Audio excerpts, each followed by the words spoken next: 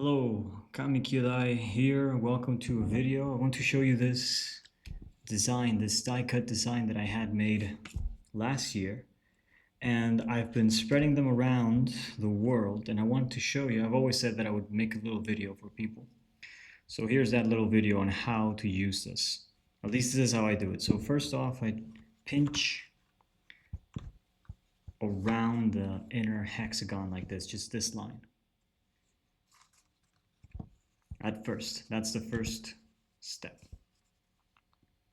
Once you get that, actually you can go all the way. It's really up to you, but you can go all the way if you want. You can actually even like fold the whole thing.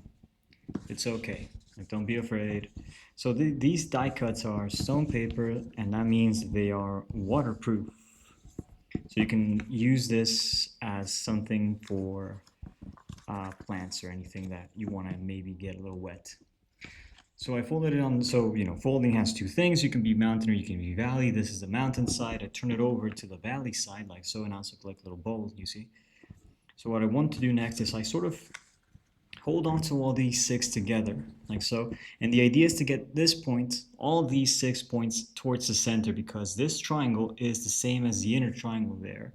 So the idea is that when I match this edge to the edge on the bottom, right, the base edge, it does this, and it goes around and falls, and we essentially activate this as a mountain inside.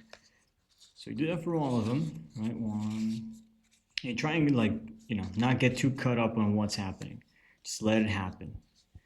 Once you sort of let it happen, then it becomes this, and you set it down, and then it looks like this. A little hexagram, right? But here's the kicker. So what you do next is you open these flaps up and you bring this tip on the inside in, like so. And you do that for all 6 of them.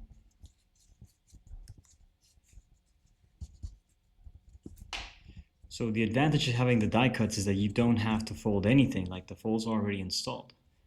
Once you have all these flaps, then you open up the like this thing that's falling there, and you bring the next one in. So you bring that one in like so, and you close it, and you go on to the next one, and you open and you bring it down, and you close it, and then you open and you bring it down, and you close it,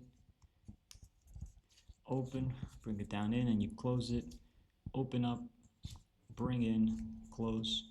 And then the last one is the fun one, and what you do for that one is you take advantage of the fact that this thing is paper. That means that it warps, right? So we're going to take advantage of this warping, and essentially we're going to just sort of tuck it in there and then slide it in like so. And then we get this hexagon. It's very nice. And the last step would be just to take these flaps and just fold them back like so, and do it for all of them. You sort of try and find the pressure point at the bottom there, like on the inside, like there, goes all the way in. And then you get this thing, which almost looks like also a hexagram. And in here, what you do then is you spin it, and you sort of try and like get this thing to show you the square pyramids, and what you can do then is sort of twist it towards the other side, so like you keep it going, and then it keeps, and then it just lands on the other side, and then you get this, which is the hexagonal prism. And I think this is what it wants to be. This design is not, I mean, it's an original discovery of mine, but I then found out that actually this design was published like in the 80s by some Japanese origami designer, of course.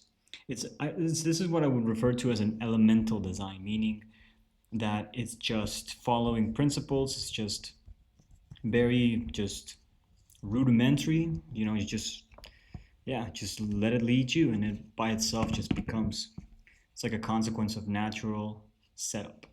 Very cool, very nice, and this is what I would suggest, that if you have my die cuts, you turn this into this. You won't regret it. If you have many, then you can also see the combination of them, the tiling of them is also quite beautiful, quite nice. And yeah, I'll leave it at that for now, but I hope you enjoyed this little video. Take care, and I will see you in the next one.